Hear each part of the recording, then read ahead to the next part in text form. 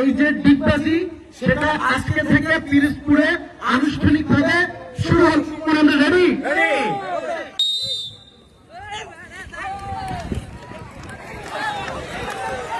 ওইটা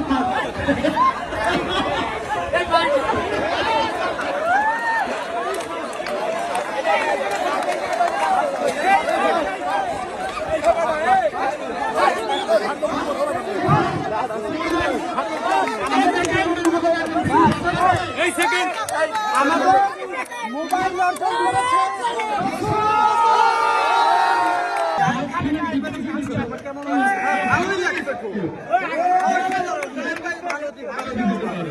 ডিগবাজি চলছে।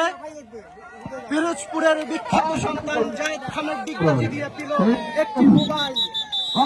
কেমন লাগছে রসুল? কেমন? অসাধারণ ফিল এখানে, অসাধারণ, দারুণ খুব আয়োজন।